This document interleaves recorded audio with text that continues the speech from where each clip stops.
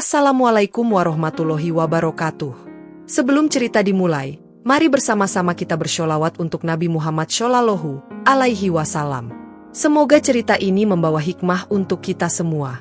Di sebuah desa terpencil bernama Desa Sukajaya, terletak di lereng Gunung Malela, hiduplah seorang pria miskin bernama Wandi.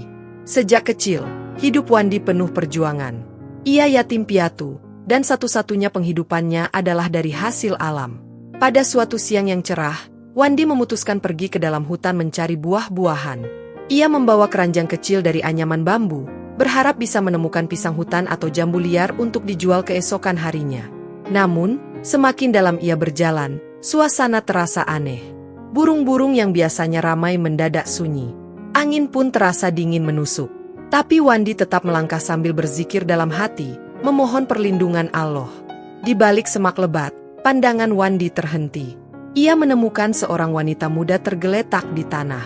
Tubuhnya penuh luka gores, seragamnya lusuh namun jelas menunjukkan bahwa ia adalah seorang pramugari. Wandi mendekat perlahan. Wanita itu masih hidup, meski napasnya lemah dan tubuhnya gemetar. Di sekitar tempat itu, Wandi melihat serpihan logam hangus, seperti sisa-sisa kecelakaan. Hatinya bergemuruh. Siapa wanita ini? Kenapa seorang pramugari bisa berada di tengah hutan liar seperti ini? Mengumpulkan keberanian, Wandi menggendong tubuh wanita itu. Langkah demi langkah, ia bawa wanita tersebut menuju gubuk kecil tempat tinggalnya. Ia tidak tahu bahwa pertemuannya dengan wanita asing ini akan membuka pintu takdir besar yang selama ini tidak pernah ia bayangkan. Sore itu, Wandi sampai di gubuk tuanya. Dengan hati-hati, ia membaringkan wanita itu di atas tikar pandan yang sudah usang. Wandi lalu mengambil air dari kendi tanah liat dan membersihkan luka-luka di tubuh wanita itu sebisanya. Saat membersihkan, Wandi merasa bulu kuduknya merinding. Ada banyak luka lecet dan memar di tubuh wanita itu, namun Allah masih menjaga nyawanya. Beberapa saat kemudian, wanita itu menggeliat pelan. Matanya perlahan membuka. Pandangannya kosong, wajahnya pucat. Ia tampak bingung dan ketakutan. "Ah, aku di mana?" bisiknya dengan suara lemah. "Tenang, Neng. Neng aman di sini," jawab Wandi lembut, mencoba menenangkan. Wanita itu menangis pelan, lalu kembali pingsan karena kelelahan. Wandi hanya bisa duduk di sampingnya, tak tahu harus berbuat apa lagi selain berdoa. Malam pun turun. Angin berdesir di antara celah-celah dinding bambu. Wandi tetap terjaga, menjaga wanita itu yang belum diketahui namanya. Dalam hatinya, ia bertanya-tanya, apa yang sebenarnya terjadi di balik semua ini? Apakah ia baru saja menolong orang penting? Ataukah ini bagian dari ujian besar dalam hidupnya? Wandi tak sadar, jauh di sisi lain hutan, sejumlah orang juga sedang mencari sesuatu. Sesuatu yang akan mengaitkan nasib mereka dengan nasib Wandi dan wanita misterius ini. Fajar mulai menyingsing di Desa Sukajaya. Cahaya matahari menembus celah-celah gubuk Wandi, menerangi wajah pucat wanita itu yang kini tampak sedikit membaik. Dengan perlahan, ia kembali membuka mata. Kali ini, pandangannya lebih jelas. Ia menatap Wandi yang duduk tak jauh darinya, sambil memegang sebuah mangkuk berisi air hangat. Siapa kamu?" tanyanya dengan suara serak. "Saya Wandi, orang sini, Neng. Saya nemuin Neng di tengah hutan kemarin. Neng banyak luka. Saya cuma bantu sebisanya," jawab Wandi dengan polos. Wanita itu terdiam sejenak, berusaha mengingat. Perlahan, wajahnya berubah pucat. Ia seperti mengingat sesuatu yang sangat menakutkan. Aku pramugari, pesawatku jatuh," katanya terbata-bata. Wandi tercengang. Pesawat jatuh? Tidak pernah ia mendengar berita tentang kecelakaan di daerah mereka. Desa Sukajaya memang terpencil dan jarang terjangkau berita luar. "Neng tenang aja, sekarang Neng udah aman. Insya Allah saya bakal bantu semampu saya," kata Wandi meyakinkan. Wanita itu akhirnya memperkenalkan diri. Namanya Ayu Saraswati. Ia adalah pramugari sebuah maskapai penerbangan yang beberapa hari lalu menghilang dalam penerbangan lokal. Rupanya pesawat itu jatuh di kawasan hutan dekat Gunung Malela, namun anehnya, tidak ada satupun tanda-tanda pencarian dari pihak luar. Semakin mendengarkan cerita Ayu, hati Wandi diliputi rasa iba. Ia sadar, takdir telah membawanya bertemu dengan seseorang yang sangat membutuhkan pertolongan. Namun, di balik semua itu, ada sesuatu yang belum Ayu katakan. Sesuatu yang membuatnya terus menatap ke arah hutan dengan rasa takut mendalam. Dan tanpa mereka ketahui, Ada mata-mata lain yang kini sedang mengawasi dari balik pepohonan. Malam itu, angin berhembus lebih dingin dari biasanya. Di dalam gubuk sederhana itu, Wandi menyalakan lampu minyak kecil. Ayu Saraswati duduk termenung, sesekali menoleh ke arah jendela yang berderi tertiup angin.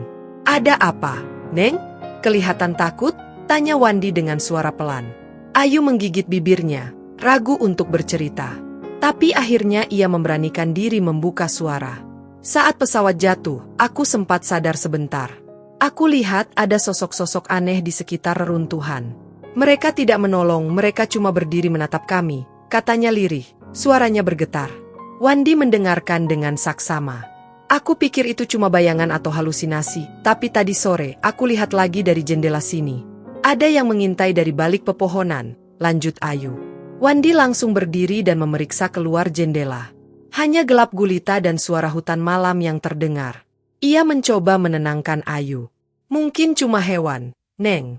Di sini emang banyak musang, monyet, kadang-kadang juga babi hutan," kata Wandi, meski dalam hatinya ada rasa was-was. Malam itu, Wandi memperketat penjagaan. Ia mengambil golok kecil peninggalan almarhum ayahnya, lalu duduk berjaga di dekat pintu. Ayu akhirnya tertidur dengan gelisah. Namun sekitar tengah malam, Wandi mendengar suara ranting patah di luar gubuk. Perlahan ia melongokkan kepala ke jendela. Di bawah sinar rembulan yang samar, tampak sesosok bayangan hitam berjongkok di dekat pepohonan. Sosok itu berbadan besar dan berbulu tebal, seakan bukan manusia biasa. Jantung Wandi berdegup kencang. Ia tahu, malam ini bukan malam biasa. Ada sesuatu yang sedang mengincar mereka di dalam gelap. Wandi menahan napas. Ia tahu, jika ia bergerak ceroboh, sosok misterius itu bisa saja mendekat. Dengan hati-hati, ia mengunci pintu gubuk dari dalam dan memeriksa golok di tangannya. Malam semakin dalam. Namun sosok itu tidak bergerak pergi. Ia justru berdiri perlahan, memperlihatkan posturnya yang tinggi dan besar. Dari balik celah jendela, Wandi melihat kilatan mata merah yang aneh dari makhluk itu. Tiba-tiba, terdengar suara berat namun jelas, seolah-olah berbicara langsung ke dalam hati Wandi. "Wandi, serahkan perempuan itu. Kau akan kuberi kekayaan yang tak pernah kau bayangkan." Wandi bergidik. Keringat dingin membasahi punggungnya. Ayu masih tertidur di dalam, tidak sadar dengan apa yang terjadi. "Apa maksudmu?" bisik Wandi, setengah gemetar, seolah berbicara ke udara kosong. "Kau hidup miskin di tengah hutan. Serahkan dia dan kau akan hidup bergelimang emas dan permata." Suara itu kembali terdengar, lebih mendesak. Dalam kondisi seperti itu, akal Wandi diuji. Ia memang hidup serba kekurangan, bahkan untuk makan pun terkadang harus mengandalkan hasil hutan. Namun, menukar manusia dengan kekayaan itu bukan sesuatu yang pernah dia bayangkan. Wandi memejamkan mata erat-erat. Ia mengingat ajaran almarhum ibunya dulu, tentang kejujuran dan menjaga amanah. Ia menarik napas panjang, kemudian membisikkan dalam hatinya, "Allah, lindungi aku dan dia dari segala tipu daya makhluk MU." Ketika Wandi membuka mata, sosok itu sudah tidak ada. Hutan kembali sunyi, hanya suara daun-daun bergoyang perlahan. Namun di hati Wandi, perasaan was-was itu masih tertinggal. Ia tahu, ujian ini belum selesai. Sesuatu sedang mengincar mereka dan mungkin akan kembali kapan saja. Pagi itu, Wandi terbangun lebih awal. Ia segera memeriksa keadaan Ayu, yang masih terbaring lemah namun terlihat sedikit lebih baik. Bekas luka di pelipisnya mulai mengering, dan nafasnya tidak seberat kemarin. Sambil memetik beberapa daun dari pohon sekitar, Wandi mengolahnya menjadi ramuan sederhana untuk mempercepat pemulihan Ayu. Ia sadar, mereka tidak bisa berlama-lama di gubuk itu. Gangguan semalam membuatnya yakin, tempat ini tidak lagi aman. Usai membersihkan luka Ayu, Wandi duduk termenung di depan pintu. Ia memikirkan satu keputusan besar. Haruskah ia membawa Ayu menuruni lereng, keluar dari hutan ini, meski itu berarti mempertaruhkan nyawa? Wandi tahu jalur di tengah hutan ini sangat berbahaya, apalagi dengan kondisi Ayu yang belum sepenuhnya sadar. Tapi jika tetap di sini, mereka berdua bisa jadi sasaran makhluk aneh yang semalam menawarkan kekayaan itu. Pelan-pelan, Wandi membisikkan sesuatu ke telinga Ayu. "Kalau kamu bisa dengar, kita harus pergi dari sini. Demi keselamatanmu." Ayu bergerak sedikit, kelopak matanya bergetar. Ada air mata menggenang di sudut matanya, seolah-olah ia mendengar dan mengerti. Tekad Wandi menguat. Ia mengemasi barang seadanya, membuat tandu sederhana dari batang bambu dan tali hutan. Ia membaringkan Ayu dengan hati-hati, memastikan tubuhnya terlindungi dengan daun-daun lebar. Sebelum berangkat, Wandi sempat menengok ke belakang, ke arah gubuk tua yang sudah menemaninya bertahun-tahun. "Hutan ini, terima kasih, tapi kini aku harus melindungi amanah ini," gumamnya lirih. Dengan langkah berat namun mantap, Wandi mulai menapaki jalur licin dan berbatu, membawa Ayu turun dari hutan, menuju arah yang ia yakini akan membawa mereka ke keselamatan. Namun jauh di balik bayang pepohonan, sepasang mata merah itu kembali mengintai, diam-diam mengikuti setiap langkah mereka. Langkah Wandi makin berat. Tanah di lereng itu licin, ditambah beban tandu membuat bahunya terasa sakit. Tapi ia tidak berani berhenti. Ada firasat aneh yang membuat bulu kuduknya berdiri sejak meninggalkan gubuk tua itu. Di belakang mereka, suara langkah samar terdengar. Seperti ada sesuatu yang mengikuti, tapi saat Wandi menoleh, hanya semak belukar bergoyang pelan. "Wandi! Wandi!" Samar, terdengar suara memanggil namanya, melengking seperti bisikan angin namun anehnya terdengar begitu dekat. Wandi menggigit bibir, mempercepat langkah. Ia terus menggumamkan doa-doa yang diajarkan almarhum kakeknya dulu, berharap Allah melindungi dirinya dan Ayu. Di sebuah tanjakan sempit, mendadak batang pohon besar jatuh melintang di depan mereka, seolah menghalangi jalan. Wandi kaget, keringat dingin mengalir di pelipisnya. Tapi ia tidak boleh panik. Ia menurunkan tandu perlahan, mencoba memikirkan cara untuk melompati atau mengitari batang pohon tersebut. Saat itulah, dari balik pepohonan, sesosok bayangan hitam melesat cepat, nyaris tanpa suara. Wandi hanya melihat sekilas, tapi cukup untuk membuat jantungnya berdetak liar. Makhluk itu tinggi, bertubuh kurus, dengan mata merah menyala.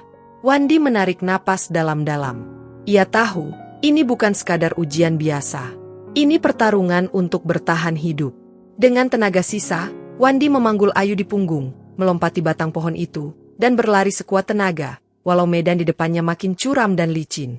Terdengar jeritan panjang dari arah belakang, mengerikan dan membuat tanah seakan bergetar. Tapi Wandi tidak menoleh lagi. Dalam hatinya hanya ada satu niat, membawa Ayu keluar dari kegelapan ini, menuju tempat yang lebih terang, tempat di mana pertolongan Allah selalu nyata bagi mereka yang sabar dan berjuang. Lelah dan napas tersengal, Wandi akhirnya menemukan jalan setapak kecil di tengah semak belukar. Jalan itu tampak seperti pernah dilalui manusia, walau sudah hampir tertutup rerumputan liar. Ia bergegas menapaki jalan itu, menggendong Ayu yang masih pingsan. Langkah demi langkah, rasa takut dan nyeri di tubuhnya kalah oleh satu tekad yang berkobar di dadanya, menyelamatkan Ayu, apapun risikonya. Di balik pepohonan, samar-samar terlihat cahaya temaram. Wandi berlari menuju sumber cahaya itu, berharap ada manusia, rumah, atau sekadar tempat berteduh. Tiba-tiba, di ujung jalan, muncullah sebuah pondok kayu sederhana. Dari dalamnya, cahaya lampu minyak berkelip-kelip. Wandi mengetuk pintu sambil berteriak minta tolong. Tak lama, seorang kakek berjanggut putih membuka pintu. Wajahnya teduh, pakaiannya lusuh namun bersih. "Ada apa, nak?" tanya kakek itu dengan suara tenang. "Pak, tolong, dia butuh pertolongan," jawab Wandi terbatas sambil menunjuk Ayu di punggungnya. Kakek itu segera mempersilakan masuk. Dengan cekatan, ia menyiapkan alas tidur dari tikar pandan dan membantu Wandi menurunkan Ayu. Di dalam pondok itu, suasananya aneh, hangat dan nyaman, seolah dunia luar yang mencekam tadi tak pernah ada. Aroma kayu bakar dan bunga-bunga hutan memenuhi udara, menenangkan hati Wandi yang ketakutan. Kakek itu mengambil ramuan tradisional, mengoleskannya ke dahi dan pergelangan tangan Ayu sambil membaca doa-doa lirih. Perlahan, wajah Ayu yang pucat mulai menunjukkan rona. Beberapa menit kemudian, Ayu mengerang pelan, matanya terbuka setengah, menatap Wandi dengan pandangan bingung. "Tenang, Ayu, kau selamat," bisik Wandi dengan suara gemetar. Air mata haru mengalir dari sudut mata Ayu. Ia mencoba bicara, tapi kakek itu menenangkan, meminta Ayu untuk beristirahat lebih dulu. Di malam yang sunyi itu, di tengah hutan lebat yang penuh misteri, Wandi akhirnya bisa bernafas lega. Ia bersyukur Allah telah menunjukkan jalan di saat paling genting, mengirimkan pertolongan lewat orang-orang yang tidak pernah ia kenal sebelumnya. Namun Wandi tahu, ini baru permulaan. Masih banyak pertanyaan yang harus dijawab. Bagaimana Ayu bisa selamat dari kecelakaan pesawat? Apa makhluk yang tadi mengejarnya? Dan siapa sebenarnya kakek tua yang tiba-tiba muncul menolong mereka? Semua itu perlahan akan terungkap, seiring dengan perjalanan baru yang telah menanti mereka. 3 hari setelah kejadian di hutan itu, Ayu mulai pulih. Kakek tua yang memperkenalkan diri sebagai Pak Salim, ternyata memang tinggal di pinggiran hutan sebagai penjaga kebun rakyat. Ia hidup sederhana, namun hatinya penuh kasih sayang. Dari percakapan singkat yang mereka dengar lewat radio tua Pak Salim, akhirnya Wandi dan Ayu tahu bahwa pesawat yang ditumpangi Ayu jatuh tak jauh dari kawasan hutan itu. Sebagian besar penumpang ditemukan meninggal, hanya segelintir yang selamat, dan Ayu adalah salah satu keajaiban itu. Setelah kondisi Ayu membaik, Pak Salim membantu mengantar mereka ke desa terdekat. Dengan bantuan warga, mereka melapor ke pihak berwajib. Berita tentang Ayu yang selamat segera menyebar, membuat keluarga dan pihak maskapai mencari keberadaannya.